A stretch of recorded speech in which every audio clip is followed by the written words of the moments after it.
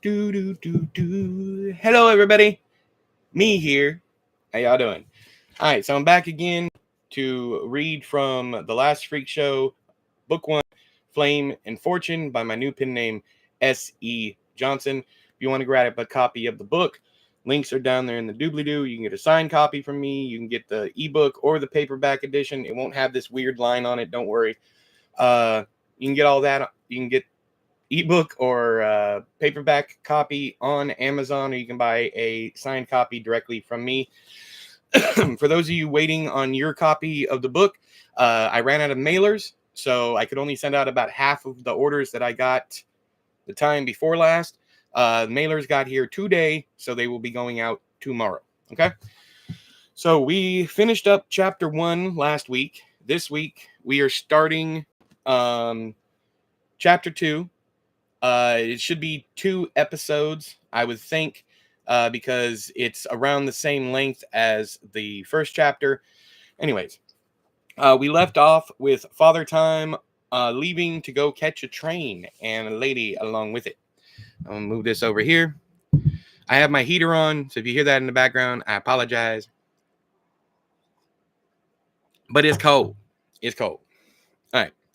Here we are, chapter 2. If you're following along at home, it is page 89.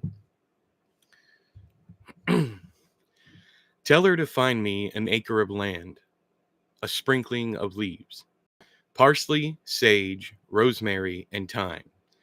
Washes the grave with silvery tears, between the salt water and the sea strands, and polishes a gun.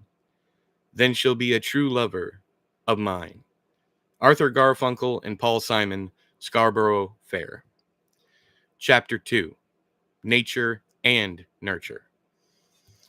The Cortez family carnival traveled by train, and only by train. A train that had been in the family for as long as Mother Nurture could remember. The engine had been replaced on 3 occasions thus far, and 2 of those engine swaps had been within her lifetime.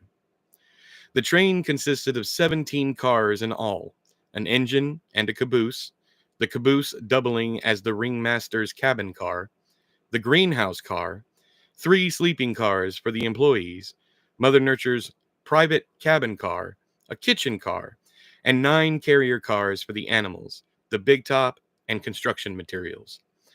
The various animals themselves took up 8 of those 9 cars. Rodrigo the elephant, Uncle Jaime's big top familiar, according to the ringmaster himself, had his very own car all to his lonesome. All the animal cars were enclosed nowadays, but that had not always been the case. Used to be, the animal cars had bars so that everyone watching the train pass could witness the varied creatures as they rolled through town. But after an incident in 1910, when Johnson Johnson, a double surnamed alcoholic with a weak bladder, urinated on one of the tigers during a routine maintenance stop, the decision had been made to wall in the cars. It only takes one bad apple, as the saying goes. The lives of circus folk didn't vary much from the lives of long-haul fishermen. The employees worked while the circus was in town and rested while they traveled to the next destination. No one interrupted downtime, lest they suffer Uncle Jaime's wrath. Between locations, Mother Nurture would read and take care of the greenhouse car. Her private cabin doubled as a library, having more shelving for books than any other furniture. Each shelf immaculately kept, different sized volumes lending a painted mountain range aesthetic to the rows. She had it all: fiction, nonfiction, educational materials ranging from how to grow your own garden to the most current medical texts, you name it, all arranged in alphabetical order by author, because Carmen Lucrecia Cortez, known to everyone she lived and worked with as Mother Nurture, wasn't a monster. This morning, she was reading The Wizard of Oz by Frank L. Baum as they rolled through empty countryside on their way to Mooseville, Texas, a place more than 2,000 miles from any living moose. The landscape outside her window, varying shades of speed-blown brown, as exciting to look at as drying mud, and especially banal for her, seeing as how she'd ridden through this part of the country more than 100 times in her life.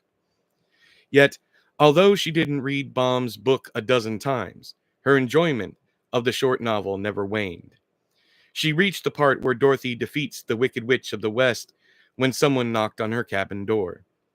Seeing as how the knock had come from the rear, and hers was a second car from the caboose, with only the greenhouse between her cabin and Uncle Jaime's, her visitor could only be one person. She stuck a ticket stub into her current location in the book, closed it, and laid it on her reading table, next to the stained glass lamp by which she did her daily reading. She rose easily from her purple crushed velvet chair and answered the door. Even unsmiling, Uncle Jaime looked better than he had in weeks. The last stop had been taxing enough on him, but add in one of the gorillas, a male named Chuko, not wanting to go back to his car and travel to yet another location in less than 4 days, and the man was at his wits' end. But now he had a night's sleep under his belt and seemed better off by a mile. His black hair, perpetually slicked back and kept that way by an egg white and vinegar concoction he used 3 times a day, ran linearly away from his scalp, fleeing toward his nape, and one could, if one chose, count each individual row by his wide-toothed comb, bringing to Mother Nature's mind someone dragging a pitchfork through obsidian sand to reveal lines of pale beach sand underneath. His eyes, which were brown bordering on black and usually cloaked in the shadow of his ringmaster's top hat, trended hazel today. In Mother Nature's experience, the color of Uncle Jaime's eyes changed with his mood. The lighter they were, the better he was feeling. If you couldn't differentiate between the pupil and the iris, it was best you gave the ringmaster his space. Today, he wore a plain white t-shirt tucked into a pair of black slacks held up by red suspenders stained yellow in a dime-sized spot near his left nipple by mustard. His feet were bare, he said, because it reminded him of being a kid, something about professionalism being the only real need for footwear. It should be known that all dialogue between Jaime Luis Cortez, hitherto referred to as Uncle Jaime, and his niece Carmen Lucrecia Cortez, hitherto referred to as Mother Nurture, originates in Spanish, the language of their native land, Honduras. The two rarely speak English in private conversation, unless there is a third party involved who they respect enough to bless with translation. In public, they speak nothing but American English and lean heavily on their accents, which are otherwise too subtle to catch west of Houston, Texas. East of Houston, Texas was another thing entirely. We will translate here for those of you who do not speak Spanish, but allow us to assure you that when spoken, written, or read, Spanish is a lovely language that nearly sings. It's so beautiful. It is the bane of every author's existence to describe the musicality of language, so we will not be putting on airs here.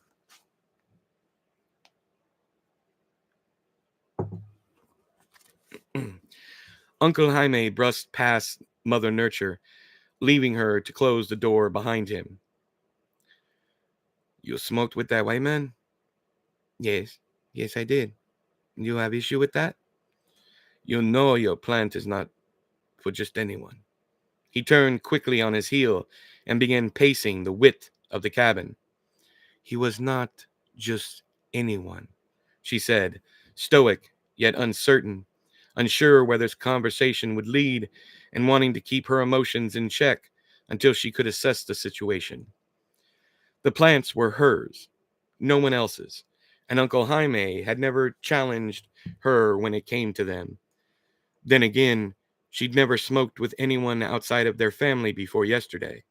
This was all new territory for her. What makes this one so special? The ringmaster said. Who said he was special? She shot back, hands on her hips, trying to keep her audacity within reasonable limits, and failing. You smoked with him. You never smoked with any of the others. She held up a hand, palm to her, the back facing Uncle Jaime, and rolled her fingers inward. Out with it. Are you angry with me? Uncle Jaime stopped pacing, met her eyes. No, I could never be angry at you. I'm just procrastinating. I have something else to tell you. Well, that explained it. Her stance softened, shoulders relaxing, neck drooping, fists falling from her hips to her sides, hands flowering into individual fingers instead of balled weapons. Then, what is it?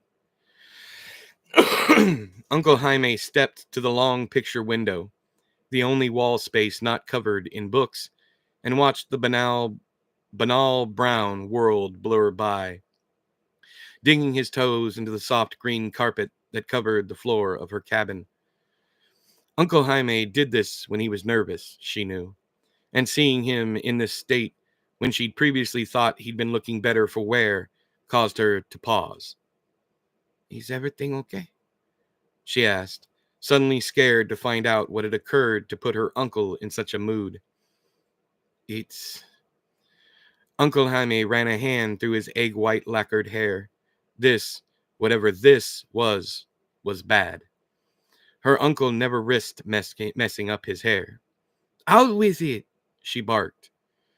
So much for keeping her emotions in check.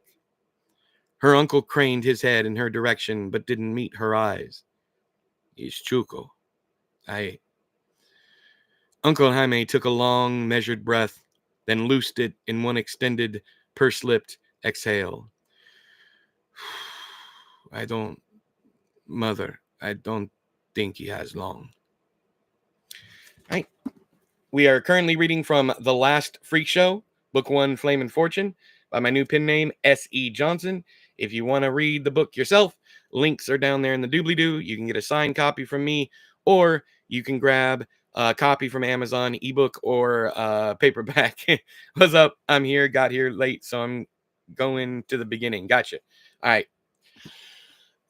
And hello, Lazy. How dost thou do?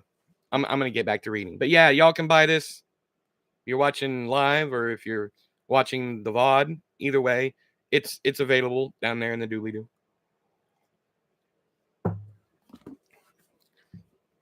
Two.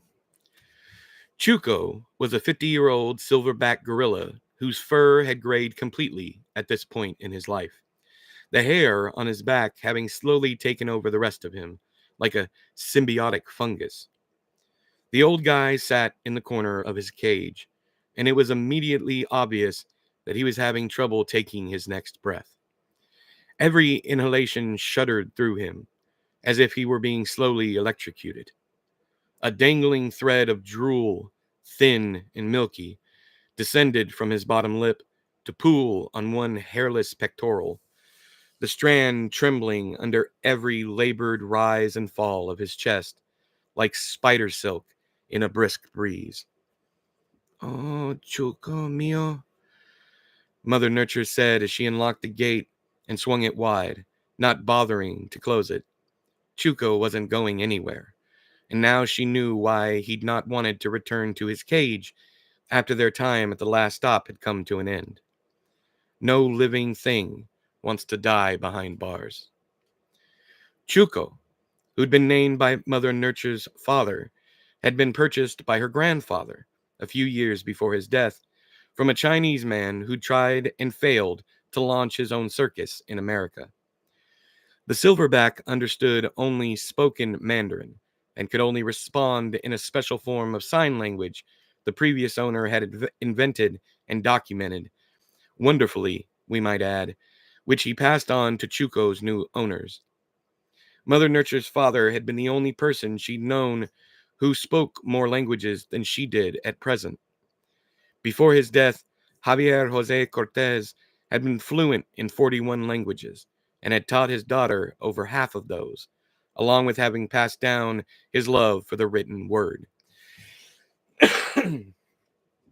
At present, Mother Nurture had the ability to speak 32 languages fluently, 9 short of her father, and was currently learning 3 more: Swedish, Swahili, and an unnamed language known to a secret village near Tibet that could be written and read, yet should never be spoken aloud.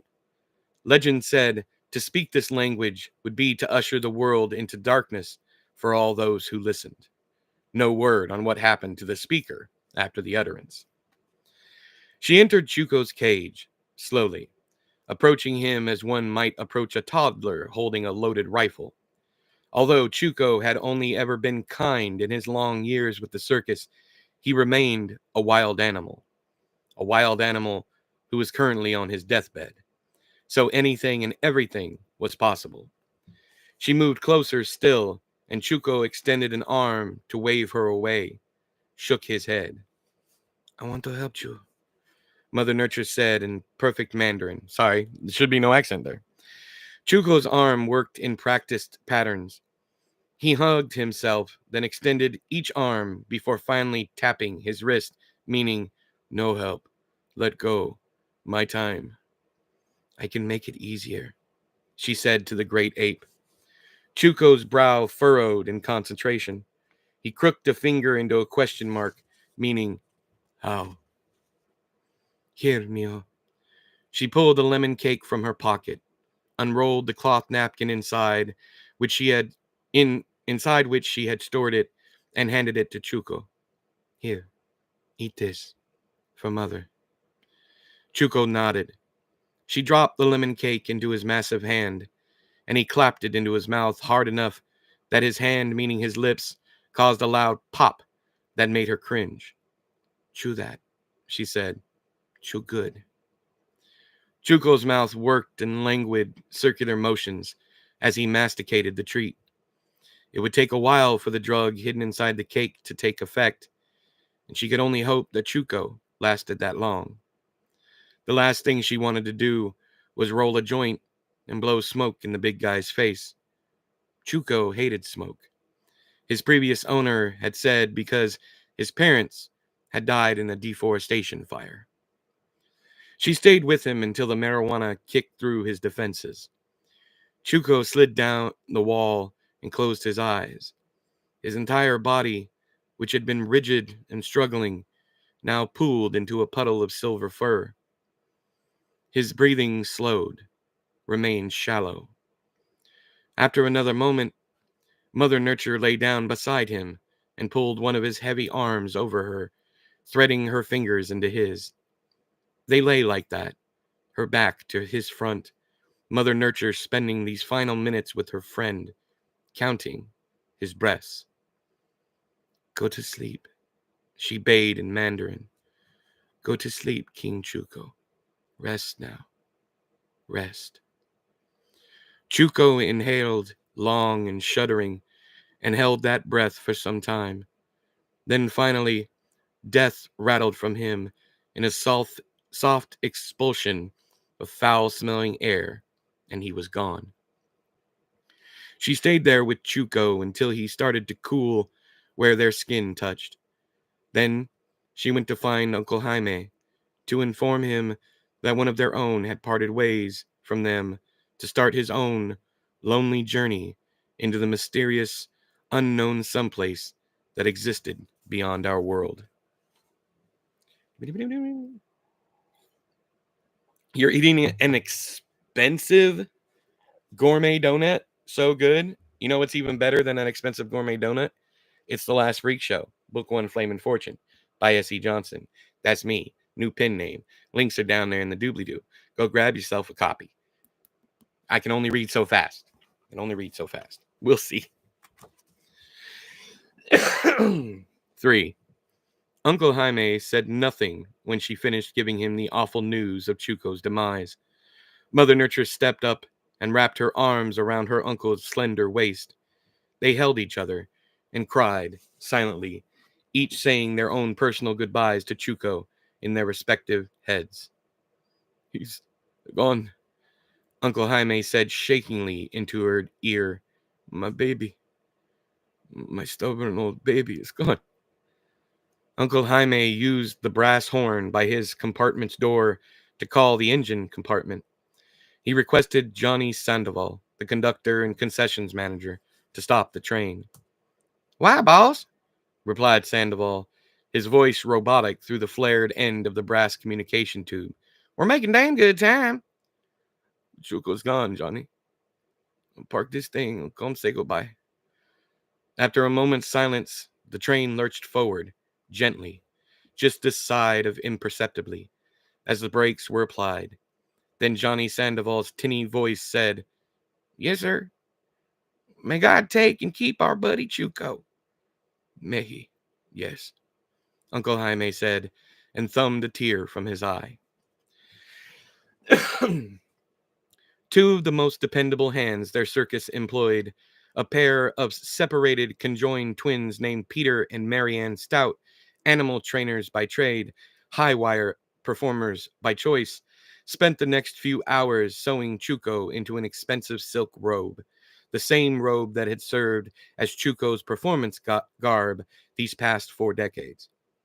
His funeral shroud in place, Chuko was moved carefully, lovingly, by the tent men the circus employed, each one of them over 300 pounds and 6+ feet tall.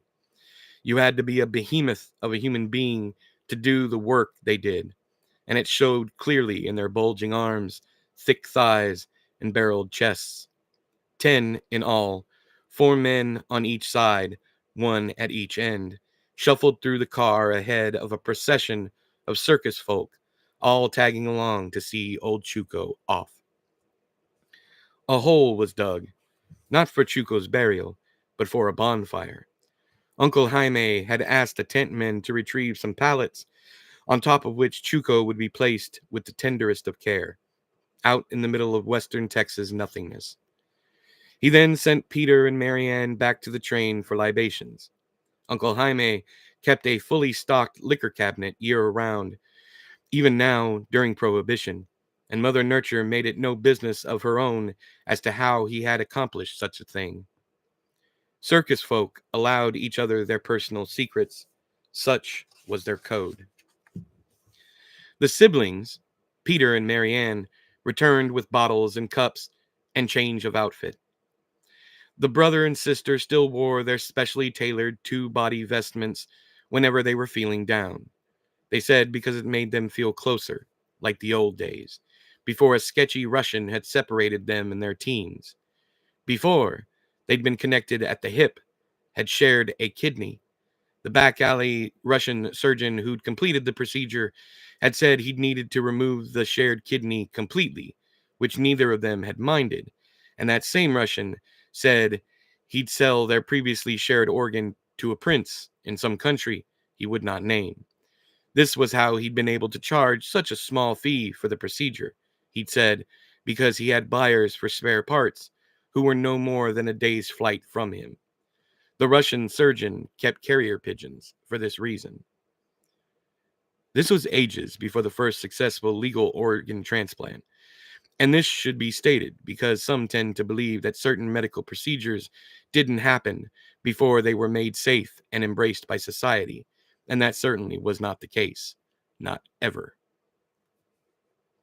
Gasoline meant to fuel the generators that powered the lights for the circus was then sloshed around, covering the pallets the tent men had stacked 100 yards from the train. Chuko, too, was adequately soaked with the flammable liquid, his robe glistening wetly in the midday sun. Uncle Jaime chose a piece of board that had come unnailed from one of the pallets and used it as a torch, wrapping one end in an old greasy shirt Johnny Sandoval had donated for the occasion, then lighting it with a wooden match from a box of them. At 50 paces, he tossed the torch like a spear into the heart of the vapor cloud and old wood and took several steps back as the fire whooshed to life. The initial heat wave that hit those in attendance brought sweat to more brows than not, as witnessed by the numerous handkerchiefs now making an appearance to mop their respective owners' foreheads. Drinks were poured and raised. Everyone held high their glasses, toasting their fallen friend. Safe travels, my friend, Uncle Jaime called over the spit and crackle of the bonfire. May we meet in another life. Another life! came everyone's response, a single voice made up of a multitude of accents and languages. One could search their entire lives for a more diverse blend of people than circus folk and never find the like. Mother Nurture sat on the rear steps of the caboose, smoking a fresh joint, watching the fire and everyone milling about, some forming groups reflective of their jobs, performers with performers, tent men with tent men, and the smallest group of all, Uncle Jaime, Johnny Sandoval, and Peter and Marianne Stout. Once Mother Nurture was sufficiently numb, she rose from the step and joined her uncle.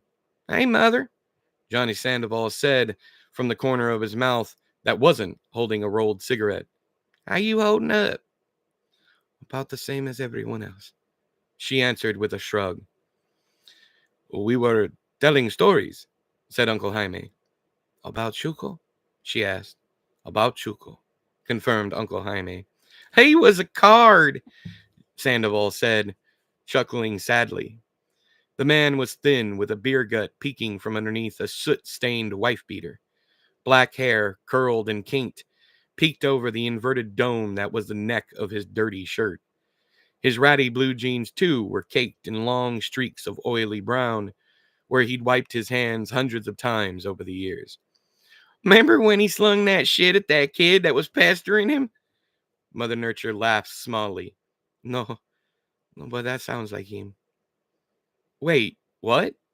asked Peter Stout. The male twin stood an inch shorter than his female doppelganger and maintained a gentleman dandy appearance. His hair perpetually smelled of pomade. Catch Peter Stout on a good day, and you'd have thought him British royalty, although his accent was most decidedly New England in nature. "I haven't heard this one either," said Marianne, the fairer of the Stout twins, in a voice and diction that eerily resembled her brother's own vocal cadence. She was as thin as Peter from the waist up, both siblings' chests flatter than Kansas prairie, but her hips were wide and plenty, and swayed when she walked, like the balls of a perpetual motion machine.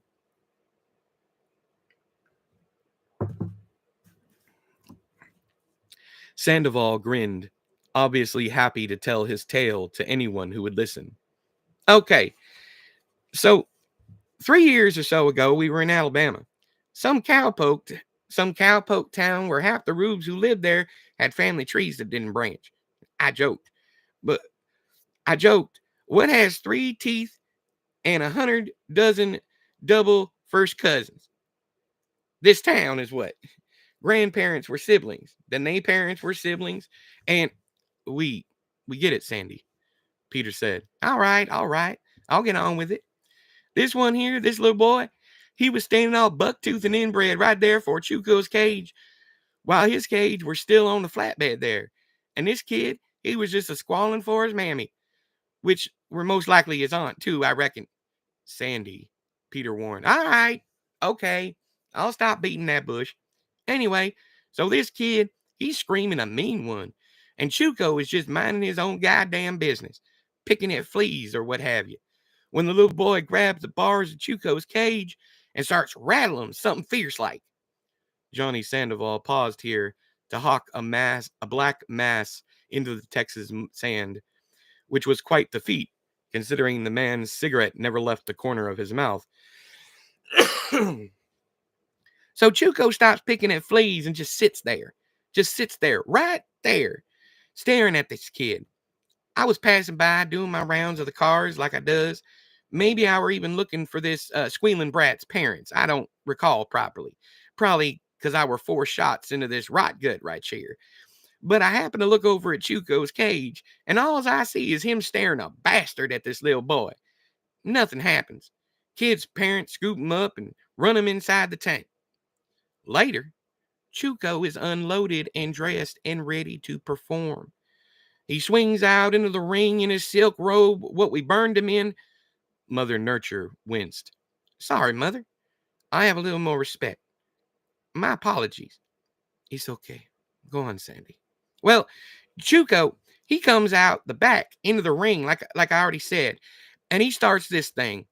He swings around the perimeter, like he always done, grunting and hollering at all the rubes until he comes to a sliding halt right in front of that there little boy I done told you about. I'm in the wings, watching the rubes watch my friend Chuko, when I homed in on what old Chewy were doing. That giant monkey, ape, Marianne corrected. That's what I done said, ape. That giant ape squatted right there for that boy and him parents and took just the meanest hot squat on the straw. A big old sturdy turd that no doubt made his ancestors a mite proud. And the rubes, boy who, they loved that shit. No pun intended. Intended or not, everyone in their little group laughed, even Uncle Jaime, although he tried to hide it with a clenched fist to his lips. Not everyone were laughing. Not everyone were laughing, though. No, sir, no, ma'am. And one lady even blew her supper on a teenager in front of her. Should have seen it. How many of them had missed this was how any of them had missed this was beyond Mother Nurture's comprehension. And she was beginning to believe that Johnny Sandoval was telling another of his tall tales until Peter chimed in with, I remember that now. I brought the whole show to a stop because that kid that got sick on the person beside him. And then that person got sick and right, cried Marianne. I remember that. Everything stopped because everyone started tossing their cookies onto their neighbors. That's the time, all right, said Johnny Sandoval, and even Mother Nurture now recalled that evening with stunning clarity. Although she hadn't seen what Johnny testified to next, and neither did anyone else in their immediate circle. Johnny Sandoval clued them in on why that should have been.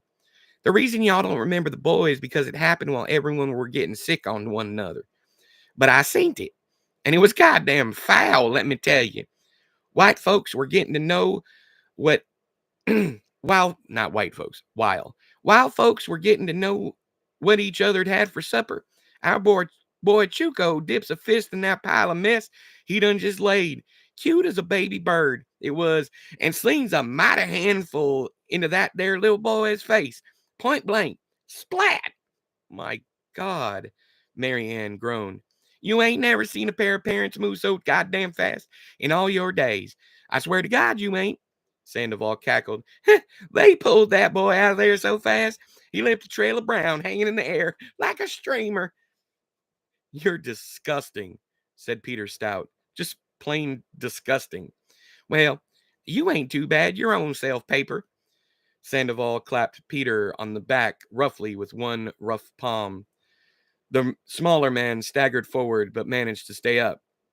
I have a story, said Mother Nurture, and their attention was hers. I am reading from The Last Freak Show, Book 1, Flame and Fortune, by my new pen name, S.E. Johnson. If you want to read it for yourself, you can click the links down there in the doobly-doo. You can get an ebook or a paperback copy through Amazon, or you can buy a signed paperback copy from moi. My throat. Y'all can hear it, can't you? Now I'm talking like Johnny Sandoval. Y'all can hear it, can't you? Ah, that's some good honey lemon tea there, bruh. All right, back to it. 4. Chuco was named for the Spanish expression does not work. And for a time, the name fit perfectly. Mother Nurture said because Chuco refused to do anything they asked him, even when the commands were given in Mandarin, his first language. Her father, Javier Jose Cortez, had patience to spare, though. It's how he got his circus name, Dr. Cortez. Wordplay was a family pastime for the Cortezes, and no one passed through their family circus employment ritual without having a new moniker installed, one that would stick with its owner until their employment with the show ended, or their life did. The only member of the circus who hadn't been targeted for name reassignment was Uncle Jaime, likely because he was Javier's brother. Likewise, Johnny Sandoval was known as Sandy to most, and Duck, an odd shortening of the title Conductor, to everyone else. The Stout twins were Pete and Mary to some, but to everyone who knew them well enough to have visited their private train car, called them Paper and Quill. But this isn't the time or place to explain why. The time will come, though, we promise. The story Mother Nurture told her four companions that night around the fire began in Slidell, Louisiana, when she was but a girl of 10 years old. Chuko had been recently purchased from that Chinese man, whose name Mother Nurture never did know, for $200, with an extra $150 for the sign language documents. Dr. Cortez spent every waking hour on the road studying the hand-drawn images, some of which were waterlogged or stained yellow and brown with age. Because Mother Nurture wasn't a part of the show as of yet, she'd sit in her father's car, which would be retired after his death and left in the New Mexico wasteland somewhere between two towns known as Las Cruces and Santa Fe, researching the documents, while her father and uncle entertained the masses. You can still find Dr. Javier Jose Cortez's train car if the mood strikes you.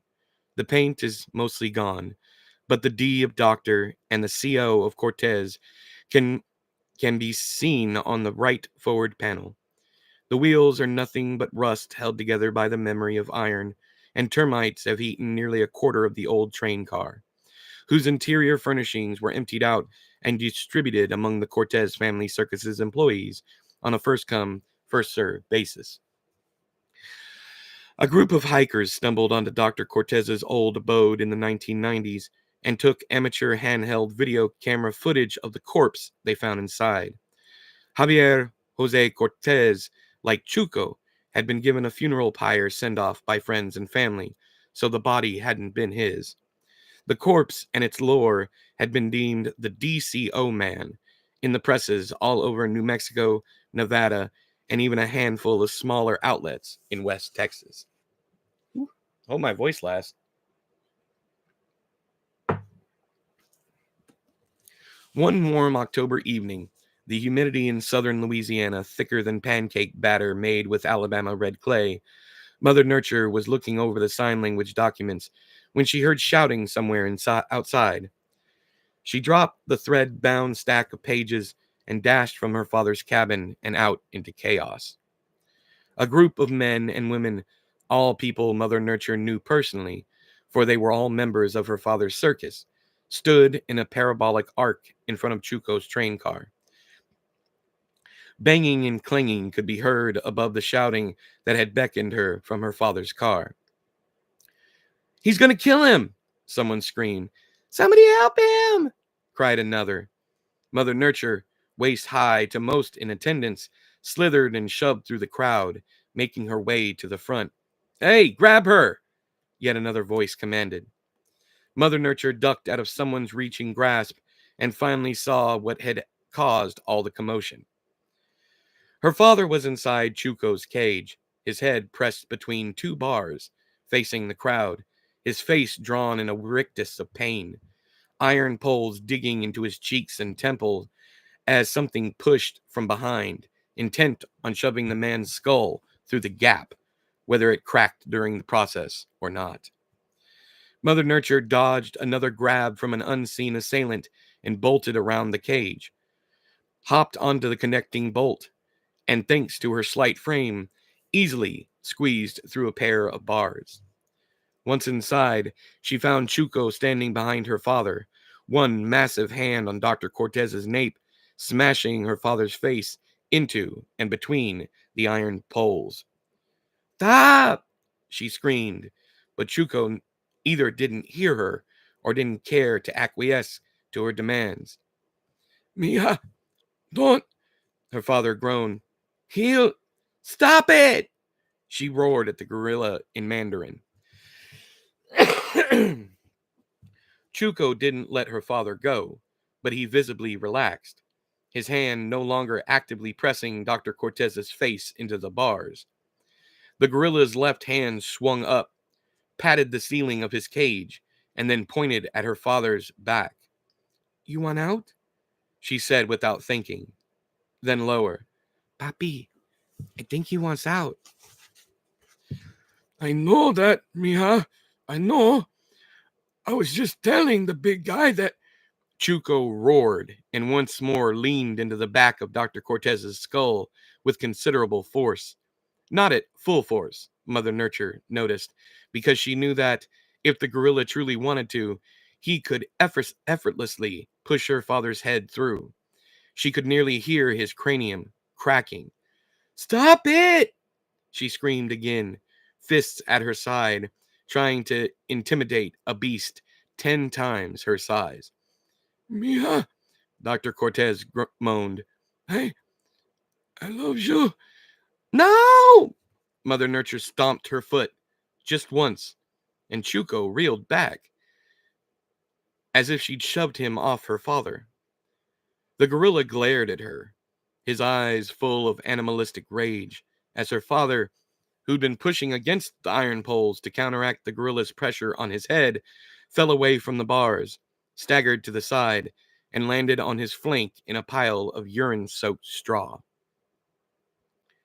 Dr. Cortez would smell like Chuco's piss for several days thereafter, even after multiple baths in a solution of pureed tomato and vinegar. Her father crawled to standing, snatched her around the waist, and headed for the gate. All the while, Mother Nurture never lost sight of the gorilla. Chuco's eyes blazed with anger, but he hadn't moved from the corner of his cage, where he'd ended up after her stomp. Once outside, Dr. Cortez passed her off to Uncle Jaime. Keep her still, if you can, Dr. Cortez told his brother. Then, to Mother Nurture, he said, Crazy little girl. Don't you leave his side. Dr. Cortez stormed off to his cabin, cursing a blue streak, angrier than his daughter had ever seen him, and disappeared inside. A moment later, he returned, loading a rifle he sometimes used to hunt game during the circus's off-season.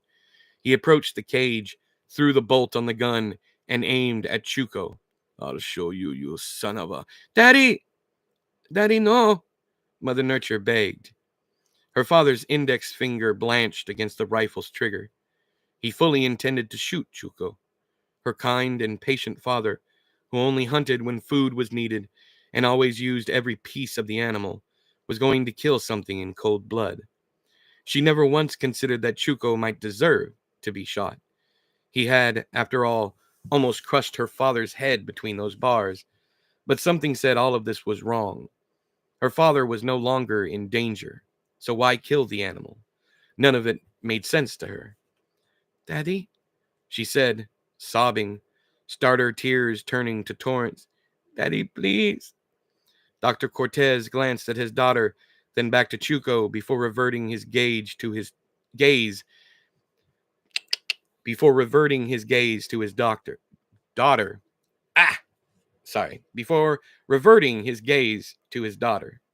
He was going to kill me, her father said in a tortured voice. She could see in his eyes that he didn't want to kill Chuco, that he felt his hand had been forced onto this rifle he now had trained on the great ape. He didn't mean it, she said, and although she had no way of knowing for sure if she was right, that this had all been some horrible misunderstanding, she felt certain she was correct in her assumption. I can't have a dangerous animal as part of the circus, Mia, no matter how much he cost us. I'm sorry. Dr. Cortez aimed down the sights, training the barrel on Chuco. Let me talk to him, please, papi. He only speaks. Dr. Cortez paused, his face crinkled in confusion. You spoke Mandarin. Iner, to him. He finally managed. How? I read what you read. I listen to you talk. After a while, it just makes sense. But I can talk to him. You heard me. I did. I did hear you. Dr. Cortez chuckled. Okay, he said, lowering the rifle. You'll talk to him. But from out here, you don't go into the cage, understood? Sí, gracias, papi. Mother Nurture stepped up to the bars. Her father started to reach for her, but she waved him off. I'm not going any closer, she said. Then she spoke to Chuco in Mandarin, a language she hadn't studied in full and was nowhere near fluent in, not yet, but to hear her would have made anyone think it was her native language. We will, of course, translate here. Why do you want out? She asked of the angered gorilla. I want out, Chuko repeated by tapping the roof of his cage and pointing at the gathered crowd, who had fallen silent as the spectacle continued. But why? Do you want to go somewhere? Chuko shook his head, tapped the ceiling of the car, then grabbed a bar in each fist, rattling them, his head continuing back and forth, meaning, no, want out, cage no good. He doesn't like his cage, she told her father. Dr. Cortez, who'd been listening with something akin to awe, nodded, said, tell him we have nowhere else for him. She did. Want home, Chuko said by miming the shape of a house over his head with his arms, steepling his hands. He says he wants to go home, said Mother Nurture to her father. This is his home. Tell him that. You are welcome here to live, Mother Nurture said to Chuko. We want you here. Chuko made as if he were cradling a baby, then tapped his chest with one hand and grabbed his penis with the other, ending it all with a shrug, meaning, where is Dad? She said, he wants to know where his father is. Dr. Cortez thought about this for a moment before replying. His face contorted as he struggled with something unsaid, and Mother Nurture had to prod gently to get it out of him. Be honest, Papi, she advised. Dr. Cortez took a deep breath, said, I would break his heart, I think, mija, if I am honest. You always tell me that a hard truth should always be given instead of a kind lie. Dr. Cortez's smile shone with pride. Yes, mija, I do say that, don't I? Okay, then. You tell him his father was sick. He couldn't care for him anymore. So he sold. No, don't tell him he was sold. We adopted him. But that's not true, is it? She asked. Yes, mija. In a way, it is true. He was adopted. The money wasn't important. Only he was. Why? Mother Nurture asked, more for her own curiosity's sake than anything else. Because I saw something in him. He's so smart, like you, mija. So very, very smart. Mother Nurture blushed under the compliment. She considered exactly how to relay all this to Chuko, who was, at this time, not yet known by his name, then spoke in a measured, assured cadence. Your father was sick. We adopted you because you are so smart. We want you to stay with us, and we promise, swear, that we will do everything we can to make you happy. While she spoke, Dr. Cortez nodded silently. What's she saying? Said a voice from the other side of Chuko's car. Shh! Hissed someone else. Chuko listened, then grabbed his tummy and crotch and pulled a face, meaning, father's sick? Yes, I'm sorry. He didn't want you to see him in pain, so we adopted you. Chuko's head drooped, and he stared at the floor for some time before finally sliding down the wall to sit in the corner of his compartment. Thinking she was done here, she turned to her father, but Dr. Cortez continued to watch the cage. Following his line of sight, she looked back and caught the tail end of something Chuko was saying. What did you say? She asked. Chuko rolled his upper lip into something that resembled a grin. His hands flapped in intricate patterns, and Mother Nurture caught only every other meaning, but it was enough. She turned back to her father, said, he wants a new cage. This one is too big. I think that's what he said. Something about being lonely in all that space. Well, I will be damned, muttered Uncle Jaime from her father's side. He wants a smaller cage? Her father asked incredulously. To Chuko, Mother Nurture said, can you repeat what you said? Slower this time? Chuko scratched at his temple, nodded, and signed at half the speed he had previously. Mother Nurture listened, watched, intently, reading every lavish hand gesture, until she thought she had his response locked down. What did he say? Uncle Jaime, always the impatient one of the two brothers, asked. His father, I'm guessing he's the man you brought him from, used to sleep with him in his cage. They were intimate? I think that's the right word. Uncle Jaime stared for a second before exploding into guffaws. Her father, on the other hand, didn't find the revelation funny at all. Dr. Cortez seemed to choose his words carefully before continuing. He was intimate with the man I got him from. Yeah, Mother Nurture said, shrugging. Whatever that means. We are reading from The Last Freak Show, Book 1, Flame and Fortune by my new pen name, S.E. Johnson. Currently on Chapter 2, 106 pages in. We are at Subchapter 5. So I'm going to read one more subchapter, and then I'm going to go ahead and take my break. And try and see if I can get my throat and my voice to act right. One more subchapter, then break time. 5. You're pulling my goddamn leg, Johnny Sandoval roared with laughter. That Chinaman were giving the old long and strong to your buddy Chuko? God damn! Uncle Jaime nodded. She's telling the truth. I was there. It happened just like Mother said. Jesus wept. Can you imagine? Wonder which one of them was the woman in the relationship. Think that Chinaman put it in? Or was he taking it? Quit it, Sandy, Marianne chided. Chuko obviously loved the man. I would guess so, shit. Sandoval, bent in half with laughter, slapped at his knees. Now I done heard it all. For Christ and judgment, I done heard everything there is to hear. They stayed in that lonesome desert nothingness, remembering and honoring Chuko until the fire burned out and every member of the circus, from ringmaster to tent men, were solidly drunk.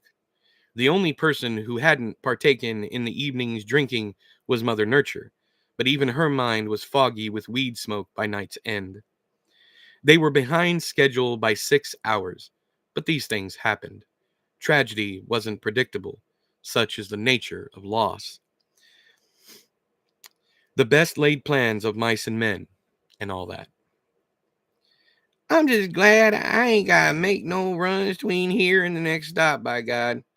Johnny Sandoval slurred as he headed, alone, toward the train engine he called home. God's gifts are plentiful, Uncle Jaime said, his own words tilted into italics.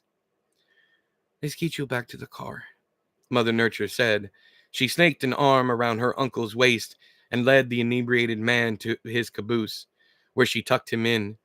Before leaving, she called Sandoval over the horn. Sandy, you woke? Don't need to be woke to drive this thing, came Sandoval's tinny, drunken response. Can drive this here beautiful best beastie. You can drive this here beautiful beastie in my sleep. But I'm all ears, pretty lady. What you need? Take it slow, Johnny. I told you I'm all right. Don't take that tone with me, Duck, she barked back. Yes, I'm sorry about that. She could almost see the tail between Sandoval's legs. If you had let me finish, please, he said in a meek voice that was only made meeker by the yards of train between him and her. Thank you. Take it slow. Uncle Jaime will be down for some time. She yawned, the weed in her system welcoming in the Sandman and his magic dust. We should be in Mooseville in less than 3 hours, right? 3 or 4. As long as we ain't got no more stops, yes'm. You think we're all gonna sleep this off in 3 to 4 hours, Sandy? Silence. Then, no, ma'am. Especially not me. I'll take her slow. Thanks you, Sandy. No, thank you, miss. And my apologies for being, you know, short with you. My Irish gets up when I'm in my cups. Hey, that's a mite poetic. Apology accepted. Eyes open and forward now. Yes'm. Mother Nurture made it back to her cabin and into bed before the train lurched once, twice, and then a third time as it settled into a hypnotizing, swaying rhythm, effectively rocking her into dreamland. She dreamed of Chuko, and how he used to love tearing apart and devouring oranges while she or Marianne read to him. He'd been a conscientious listener and a huge fan of the works of Edgar Allan Poe. Aside from that mess about the life of Arthur Gordon Pym, no one she'd ever met liked that one. It had no ending to speak of. Chuko adored the fall of the House of Usher, but would have taken the Raven in a pinch. She read to the slumbering gorilla, and her lucid dream became the narrative, painting dark landscapes and shadowy homes, creeping murderers and pearl-clutching maidens, until all melted away, and she slept dreamlessly. Her only company the sway of her cabin car and the steady grind of the wheels on the track. The train arrived in Mooseville with little fanfare, which meant nothing good for tomorrow's opening. If no one was chasing down the train as it rode through town, that usually meant there was a problem. Some other event taking place at the same time, perhaps, or maybe, and this idea terrified her, no one had the money to attend the circus in the first place, so no one had felt the need to ride out to meet them. Income might be light and profits non existent, which was becoming the rule instead of the exception lately. Yet she sat at the window, counting the cars that had shown up, four in all, when in previous years dozens had come out to welcome them. No matter what, though, the show must go on. So she waved, her wrist politician stiff, saying hello to those handful of spectators, hoping they all planned on bringing with them each a small army of folks who simply hadn't been able to attend the circus's arrival. The answer to all of Mother Nurture's assumptions and questions were answered a few moments later when the train inched to a halt alongside the stop's setup location. No wonder so few people had come out to watch the train as it rolled through town. All the townsfolk were here, possibly the entire population of Mooseville, and, Mother Nurture noted with some concern, not a one of them were happy to see them arrive. Well, I'm going to take my break, 10, 15 minutes, and then I'll be back. If you're just joining us, I'm reading from The Last Freak Show, Book 1, Flame and Fortune, from my new pen name, S.E. Johnson. If you want to buy the book and read it for yourself, links are down there in the doobly-doo.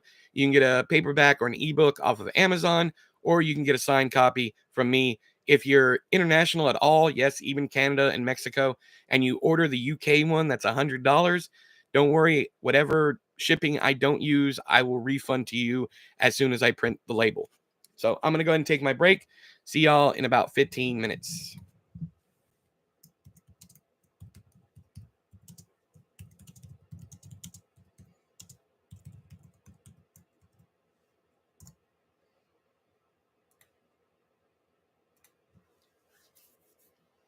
All right.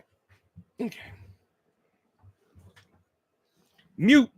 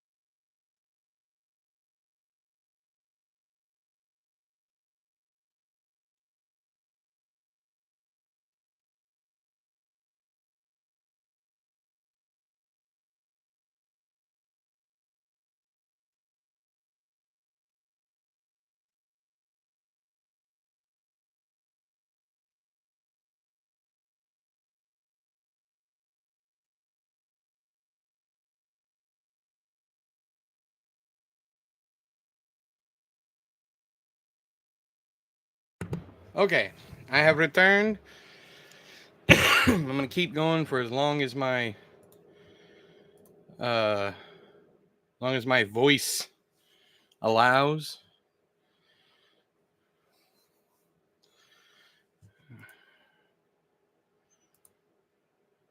There we go. All right.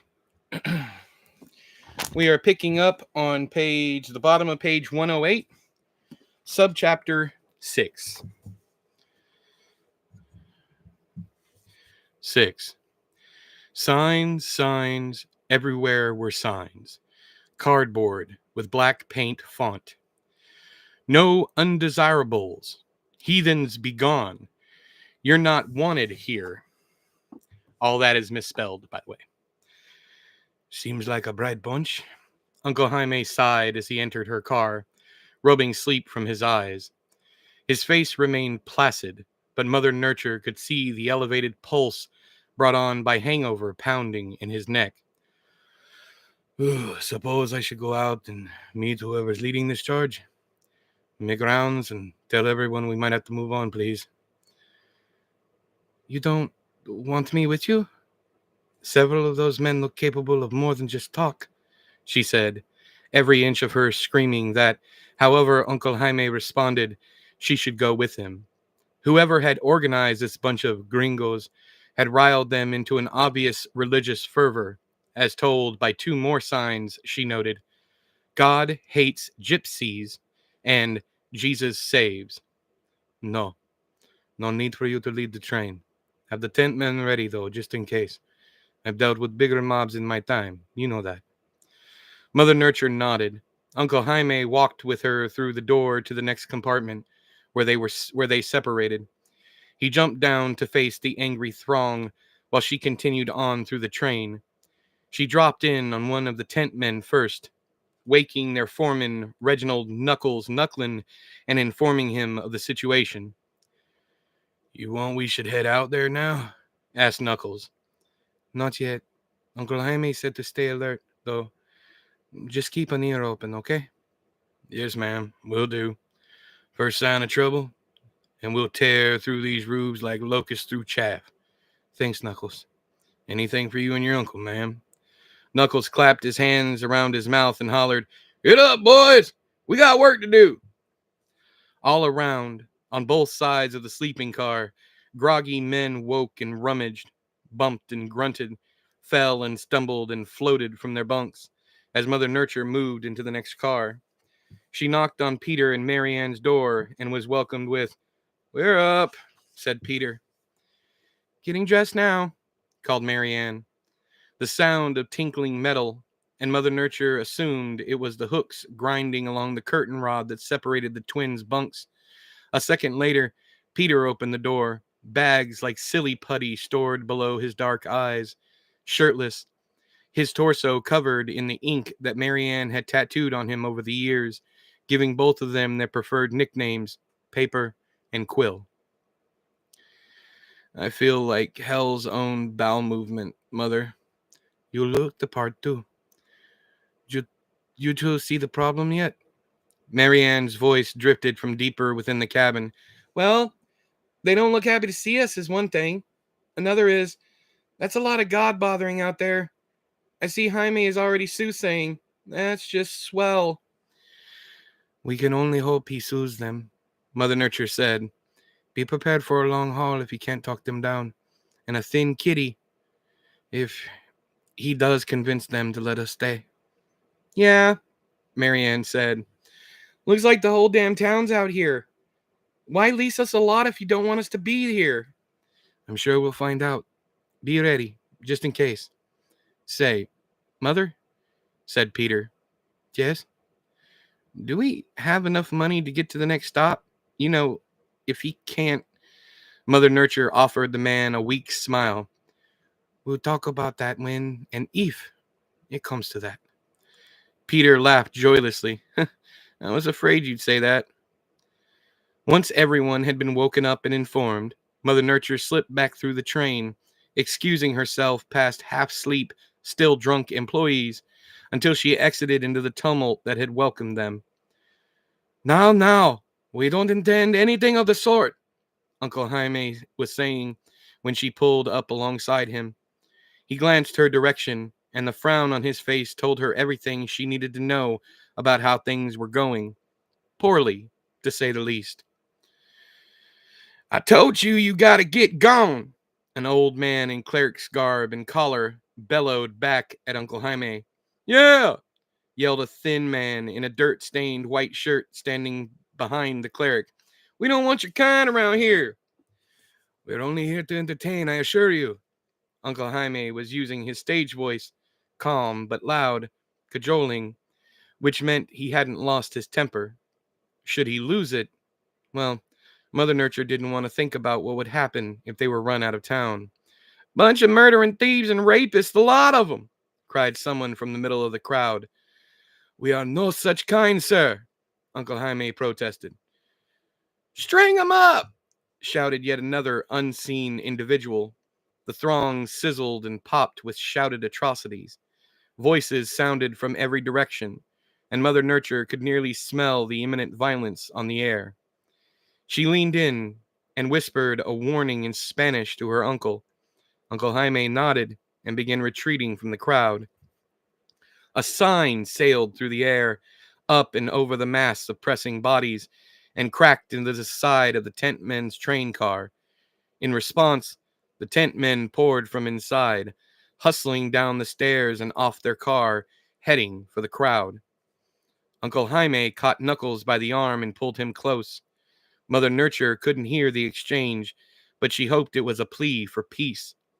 Her uncle broke away from Knuckles, who'd raised a fist to the sky, halting his crew's forward progression. Uncle Jaime scooped Mother Nature under one arm to lead her back to the train.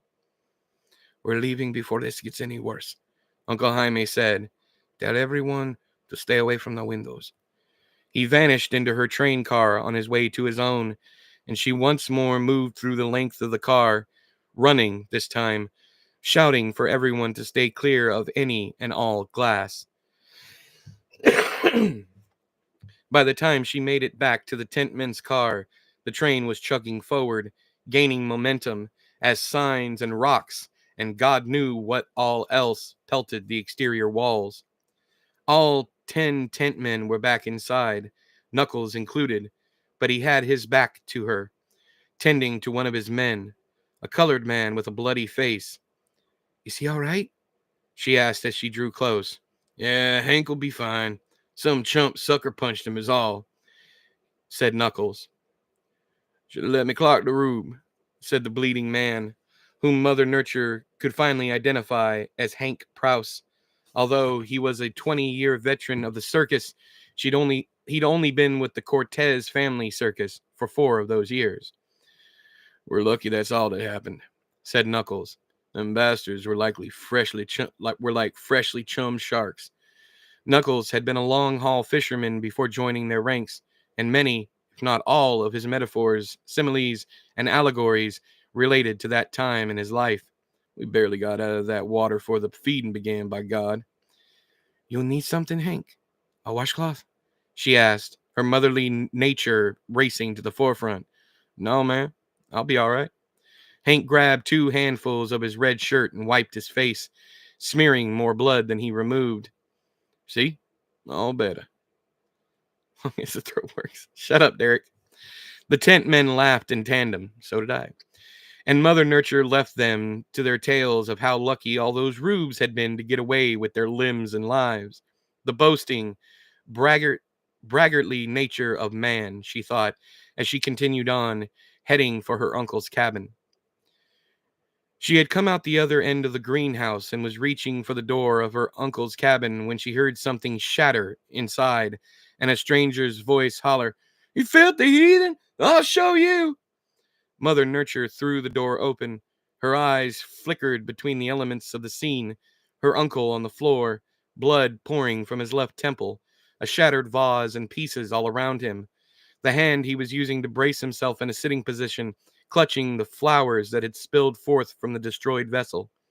The apoplectic man standing over her uncle with fire in his blue eyes, fists clenched and shaking with rage. "The Lord will have his judgment," the man roared, dipping suddenly to grab Uncle Jaime by the collar of his shirt. The shirt didn't hold, tore plumb down the middle, and the resulting inertia sent the enraged man stumbling backward, and her uncle back down to the floor. Mother Nurture's eyes flashed from her uncle to the brute, to the open door at the rear of the caboose, and she reacted without hesitation, relying on his instability after the shirt had torn away in two, sending him staggering backward. She sprinted, rushing him, low and hard, and slammed shoulder first into his gut. He oofed when she connected, and flailed backward another few steps. She dug into the red carpet with the toes of her shoes, using her momentum to drive the big man back and out of the caboose. His back slammed into the metal handrail, the only thing that had kept both of them from sailing off onto the tracks in the train's wake, blessedly knocking the wind from the man. "You dirty whore!" he raged, his breath reeking of the tobacco she could see still stuck in his teeth. "Gotta pay to ride, gringo," she said, and kneed him between the legs. The apoplectic man doubled over and crumbled to his knees. Mother Nurture grabbed the open door frame with one hand and the handrail with the other and shoved a foot into the man's shoulder. She kicked with everything she had, sending the man spilling off the caboose and into the scrub alongside the tracks at 30 miles per hour. She gripped the handrail with both fists and watched with no small amount of glee as he tumbled ass over tea kettle through sand and tumbleweed and even a well-placed cactus until dust plumed and she lost sight of him entirely. Only then did she head inside to check on her uncle. Uncle Jaime was on his feet, patting at his oozing temple with one of his monographed handkerchiefs. His embossed initials could be seen on one dangling corner of the silk cloth. When he met her eyes, he smiled like a man ashamed to have lived through a natural disaster. This was one of those rare occasions when the two of them spoke in mostly English while out of earshot of everyone else.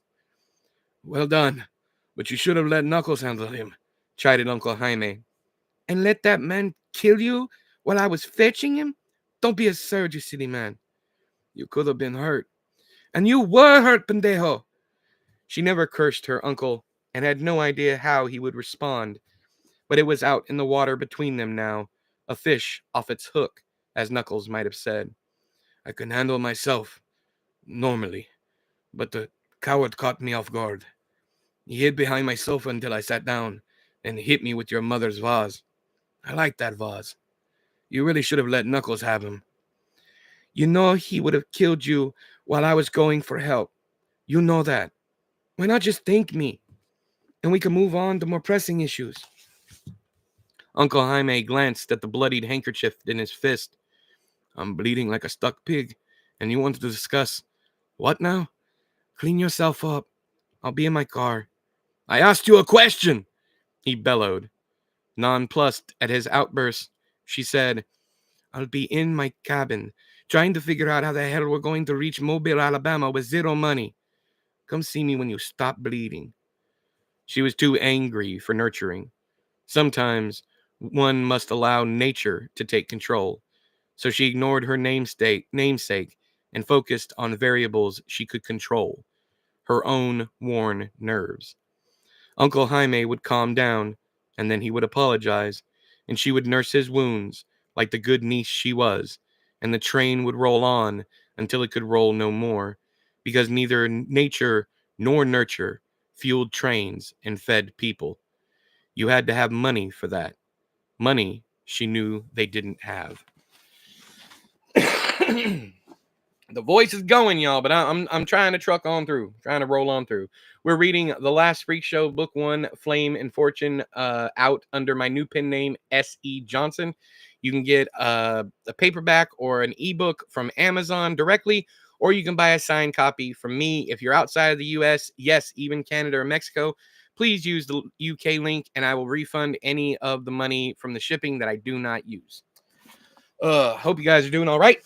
I'm enjoying reading, even if my voice is messing with me. So hopefully I can get through the next 30 minutes and we'll be good to go.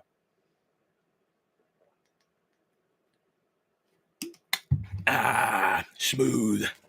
Lemon water. Here we go. 7. Mother Nurture, Uncle Jaime, and Knuckles, along with Peter and Marianne, were collected in Mother Nurture's cabin when the train began to slow at a considerable rate. Mother Nurture was the only one who had noticed everyone else was focused on the wrong thing. But how'd he get in? Peter asked. Through my rear door, I suppose, Uncle Jaime said. I must have left it unlocked. That's not like you, said Knuckles. He threaded his fingers together, flipped and extended them outward. His knuckles popped like kettle corn. One wonders just how he got his name. Uncle Jaime sighed at length. I know. I could have picked the lock. He could have picked the lock, I suppose. No way of telling now. All I can say is you need to be more careful. I ain't no boss of you, no lord of what you do, but your safety is my number one concern, Unc, Knuckles said with pride. And I thank you and your men for keeping the majority of those crazies off the train. How bad is the damage? Asked Uncle Jaime. Peter answered before Knuckles could. We have 4 windows shattered, gone completely, right out of their frames. Another dozen or so spiderwebbed, some with just a small crack here and there, but we're all right. Expensive fixes, but nothing that'll slow us down. Mother Nurture watched the world outside her window gain definition as the blur of scenery faded with their ever-decreasing speed. They had left the brown landscape of western Texas behind them for the greenery of eastern Texas and, now, Louisiana. She'd always loved the varying climates and geography of America. The United States had it all: tropical weather, desert wastelands, mountainous backdrops, frozen nothingness, and everything in between. Those with her would notice soon enough their lack of forward momentum. No need to mention the dwindling speed of the train when there was literally nothing any of them could do about it. How much you reckon we lose by getting run out of Mooseville? Asked Knuckles. Mother Nurture knew that Knuckles wasn't worried about his own paycheck. He was worried about his men. Knuckles was a fair but stern boss who treated his crew like human beings. Not all white foremen had this knack for kind leadership, especially when said crew was mostly people of color. Mother Nurture adored the man for that reason, among numerous others. Well, Uncle Jaime said, then paused, postponing the inevitable truth shining sadly in his eyes. We're in trouble, if I'm honest. After a moment's consideration, Knuckles asked, How bad? We're broke, said Marianne, who was known to help Mother Nurture with the books on occasion. We had to use the last of the petty cash for food and coal just to get to Mooseville. We're tapped, right, Mother? Mother Nurture nodded. You're awfully quiet, Uncle Jaime said. His tone was amiable, no challenge whatsoever in his voice. I don't have anything to say. Are you sure? Prodded Uncle Jaime. If I had something to say, I would say it. What I do have to say isn't going to help us, so I'm saving my breath. Knuckles moved to the picture window, stared for a moment in utter silence, then said, Are we slowing down? I believe we are, Uncle Jaime said, defeat graying his pallor. Where are we, you think? Asked Peter. Somewhere between Baton Rouge and Mobile would be my guess, said Knuckles. But I ain't no map man. I keep tents, not geography. Close enough, said Mother Nurture. We should head back to your cabin, see what Sandy is saying. Uncle Jaime agreed, and the group moved together out of Mother Nurture's cabin, through the greenhouse, and into the caboose. As soon as they stepped inside, Johnny Sandoval's worried voice could be heard through the flared end of the bronze communication tube. Ain't anybody listening to me? Shit, fire, and fart brimstone. Where the hell is... I'm here, Sandy, Uncle Jaime said into the horn. Thank Christ and all him angels. About gall darn time you answered me. I got no coal for the engine.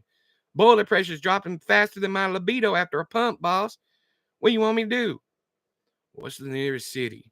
And will we make it? We couldn't make a mile if it were 20 feet at this point. Only reason we're moving at all is because I had her up to 40 for the steam drop. Could we use some pallets? Suggested Knuckles. Uncle Jaime shook his head. We used all the wood we could spare sending Chuko off. If we burned anything else, there would have to be critical building materials. And I, for one, will not jeopardize lives because of a single missing brace. Would you? You know I wouldn't, Unc, said Knuckles. What are y'all whispering for? Came Sandoval's robotic voice through the tube. We're working out if there's anything to burn to keep us going, said Marianne. Horrible, raucous laughter blasted from the brass horn. oh, Lordy, that's a good one right there. More laughter, while everyone in Uncle Jaime's car waited for Sandoval to continue. We could have burned every house between Washout and Mooseville and still would have come up 100 miles short. Wood ain't cold, kinfolk. Just don't burn the same. Burn a forest, get a few feet, is a joke we used to tell back in the day. Jesus Christ, Marianne said in a breathless whisper. We out of money, ain't we? Just be honest with old Sandy here, because the last long walking I did was in 1910, when I went to the store for tobacco and ended up joining this goddamn circus. Bet my old lady's still sitting on that porch, waiting for me to get back. Goddamn moron, never were good for nothing. Sandoval's laughter faded as he moved away from the end of his horn, marking the end of his side of the conversation. I think all I got left in me is one more subchapter, y'all. The throat ain't throating. Shut up, Derek. So much for throat goat. I never would live up to that. All right. By the way, we're reading The Last Freak Show, Book 1, Flamin' Fortune, by my new pen name, S.E. Johnson, out now. You can get a copy at Amazon, link below. You can get a ebook or the paperback, or you can buy a signed paperback from me. Help support the channel in my habits, like nourishing my family. 8. After a short argument, where Uncle Jaime challenged Mother Nature's bid to be the one to accompany Knuckles, Peter, and Sandoval on a trek to find the nearest town, which Mother Nature won easily, seeing as how Uncle Jaime had a head wound and couldn't be depended on to think rationally, the group of 4 set out, one foot after the other, following the tracks wherever they might lead. Hang on, I think this is a pretty long subchapter. I might not make it through there. Oh, never mind. We got... Yeah, it's only 6 pages. We can do that. Trees, trees, and more trees, all green and thriving, lined either side of the tracks, and Mother Nature could almost see the lay of the land as it had existed before man had come along with all his destructive power. Vast sections of nothing but unadulterated wilderness, seeding, growing, lightning-struck vegetation burning away to make room for new life, winter-stripped branches, skeletal and ominous, the circle of life, the fate of every wandering animal, predator, and prey. The passage of time like watching blood congeal on cold marble, exquisite and miraculous. She'd never been the religious type. To think that all of this, the lands, the sky, and seas of the world she inhabited, had been a happy accident, chaos in full effect, was a beauty she felt far surpassed the concept that some deity had created everything single-handedly, or multi-handedly, given the number of gods one believed in, or the amount of arms on any one given god, she supposed. The religions of the world could be right, because no one knew for certain what alien experiences awaited us post-mortem, if any afterlife existed at all. She had read every major religious text to date, and even a handful of the lesser-known manuscripts, and had found them all lacking, inconsistent, and if she were completely honest, wholly absurd. Take the Christian Bible, for example. Burning bushes, zealots swept away in chariots, the drowning of every living thing on earth except for a select few by a supposedly infallible entity who needed a do-over. Madness, she thought. Why would something omniscient ever need to correct a mistake? It made no sense. That was not to say that miracles and magic did not exist in this world, but their presence was subtle, hidden, known only to those who were still young enough at heart to see its oddities as the strength of its unique existence, and not judge those same rarities as flaws in some grand design. A grouping of deer, 2 does, a foal, and a 5-point buck stood just inside the tree line to the left, watching Mother Nature and her 3 male companions walk along the tracks, each brown and white ear engaged and twitching, muscled haunches bunched in anticipation of the need to flee. Then Sandoval coughed, and the herd bolted through the thick mass of trees and out of view. "Sorry, shit," Sandoval growled after the deer. "Jumpy bastards." "Don't mind him, good deer brethren," Peter called into the trees. "He's just upset he's not drunk in a chair somewhere." "I'm upset I ain't nuts deep in your mother is what I am," Sandoval said.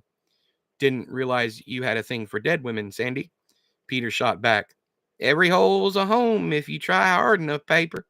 "Stop it," Mother Nature said in a tone that brooked no argument. "We have no idea how long we're going to be walking, and I, for one, do not want to spend this journey listening to you debate who can piss farther than the other." "Me neither," mumbled Knuckles. The big man's attention was focused intently on the tracks under his feet. Mother Nature noticed. Each step calculated to land perfectly center of each wooden cross tie, as if a vast chasm lay below, threatening to swallow him whole should his step falter so much as a centimeter. "Oh, we're just joshing old Paper here. Right, Paper?" "You were being a jerk, is what I think," said Paper. "Only jerk I do is with your mother." "You two shut up," Knuckles hollered, both feet on one cross tie, shoulder length apart. "If I hear one more word about Paper's mother, Sandy, I'm going to tuck your head up your ass and use you as a fishing lure. You got that?" Yeah, I got it, Knuckles. I got you, shit." Sandoval waved Knuckles off dismissively, but said nothing more about coitus with Peter's beloved mother, rest her soul. "Thank you," Mother Nature whispered to Knuckles. Knuckles nodded back and got walking again. A half-mile later, Sandoval broke the silence with, "You ever wonder what it'd be like if, say, I don't know, we didn't have to struggle so goddamn much?" "Quit complaining, Sandy," Mother Nature said. "It's not going to make this walk any easier, or shorter for that matter, so just hush." "Why can't I talk?" Sandoval said incredulously. "I don't see no reason I can't flap my jaw all I like, seeing as how none of you geeks are saying a gall darn thing." "Maybe we just appreciate peace and quiet when we can get it," Peter said, his eyes down, watching where each foot landed. Mother Nature had noticed Peter had started this once he saw Knuckles doing the same. The change was likely completely subconscious on Peter's part, but that didn't make it any less interesting to her. Sandoval grunted. "What's there to appreciate about peace and quiet? That's just gall darn annoying, you ask me. Nothing but your old dad burned thoughts jostling around in your brain bucket like coins in a tin cup." "You're the only annoying thing out here, Sandy," said Peter. "Paper," Mother Nature warned. "Sorry, Mother." Sandoval stopped, his left foot landing between 2 ties. Knuckles noticed the placement of Sandoval's foot, and the fear sprang to his eyes. She wondered what was going on in that big head of his. She imagined gerbils in a wheel, racing for their lives, the gears smoking and sparking as their little legs kicked and kicked and kicked. "Move your foot," Knuckles said. "Why?" Sandoval glanced down at his foot, saw nothing concerning, and looked back up. "What's wrong with my foot?" "It's bad luck stepping between the ties," Knuckles said, as if this were common knowledge, and Sandoval was the biggest idiot alive for not realizing it. "Says who?" said Sandoval. "Says me, you dunce. Move your foot." Knuckles lurched forward, palms out, and shoved the conductor off the tracks. Sandoval hollered like a tomcat with his dangles in a bear trap as he dropped. He hit the gravel slope that ran up to meet the track and rolled bouncingly, finally coming to an abrupt stop at the bottom of a shallow ditch. "Jesus, Knucklin'," Peter said, chuckling. "Son of a bitch," Sandoval bellowed. Gravel crunched as the man struggled to his feet. A long scratch ran from shoulder to elbow of one arm, trickling blood. Sandoval dusted his pants off, wiped his palms on his wife beater, and marched upward, every footfall a loose thing threatening to spill him back to where he'd started.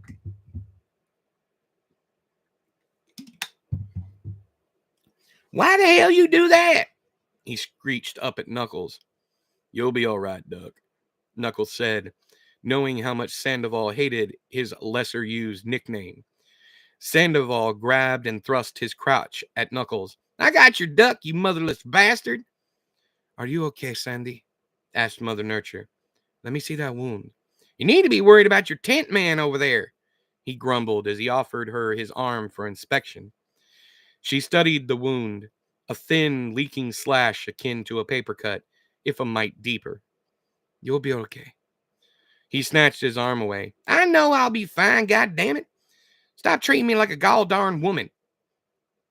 Mother Nurture dug her fists into her flanks, cocked a hip, and glared at the conductor. Exactly how am I treating you like a woman? Don't give me none of your woman's lib, bullpucky.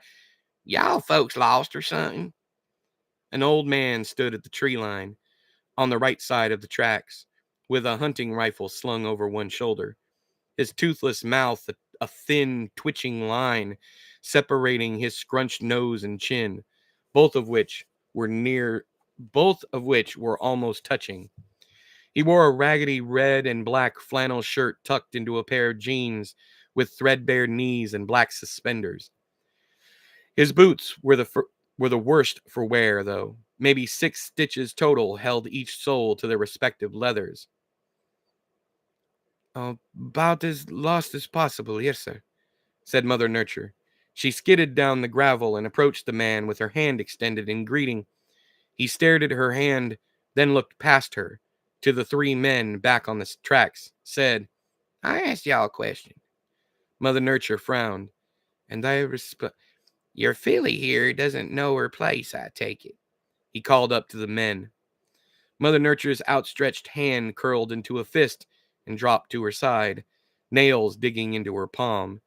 She cleared her throat, drawing the man's eyes back to her. These are my men. They work for me. That's so, the old-timer said. Yes, sir, Knuckles said, staying where he was. The tent man knew better than to intervene, to allow her the respect she deserved. Either she would handle this guy, or they would move along. She could only hope that the rifle in the old man's possession didn't come into play here.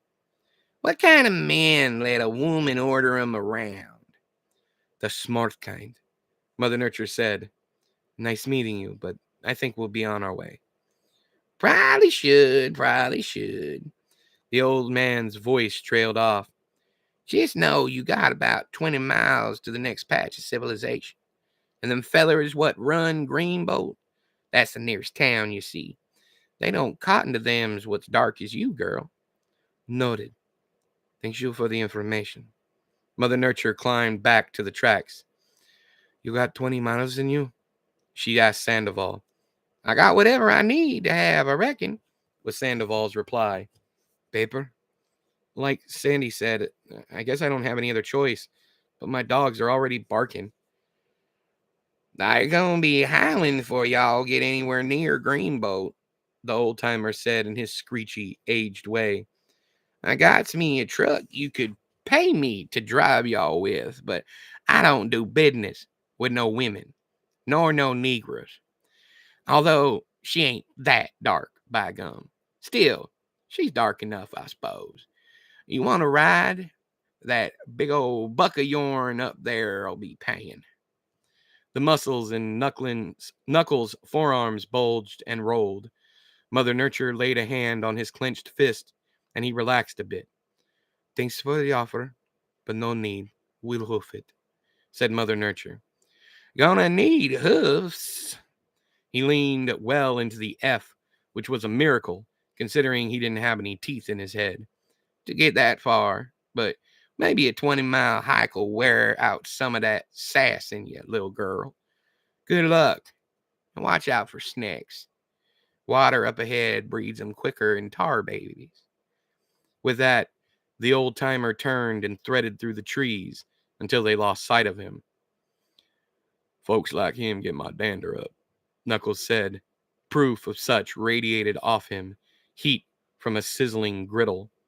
"Don't waste your energy being angry with people who can't see it," she said, watching the tree line, just in case the old-timer reappeared. She fully expected him to return with a whole, shall we say, clan of folks as pale as him, but he never did. Just a chance occurrence on a long walk, she thought, but couldn't convince even herself of such. "Come on. If that old coot is right, we got a hell of a walk ahead of us." "Should have brought my goddamn right gut. God damn it," Sandoval said as the group once again got walking. Ew. All right. I think I'm done for tonight. Sorry to have to cut it off. But my throat is raw. Shut up, Derek. We were reading from the last Freak Show, Book 1, Flame and Fortune, by my new pen name, S.E. Johnson. You can buy the book at the links down there in the doobly-doo, the description. It's on Amazon. You can get a paperback or an ebook.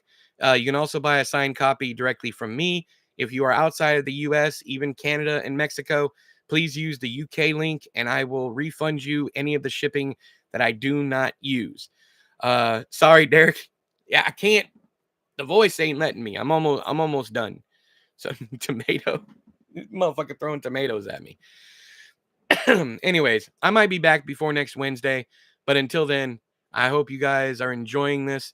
And I just, hoping for the best for this book. So if you can help me out by grabbing a copy and giving me a review, I desperately need reviews. Anyways, if you would, I'd appreciate it. If not, no harm, no foul. Derek, Solvents, Lazy, all y'all, I hope you have a great night. I am going to go drink some hot tea and wait for my kid to get off so I can go pick them up. But anyways, until next time, I have been E, you have been you. This has been the last Freak Show, Book 1, Flame and Fortune, that you can buy down there in the links. I'll talk to you guys later. Bye-bye. Night, Lazy. Whoopity-doopity-scoopity.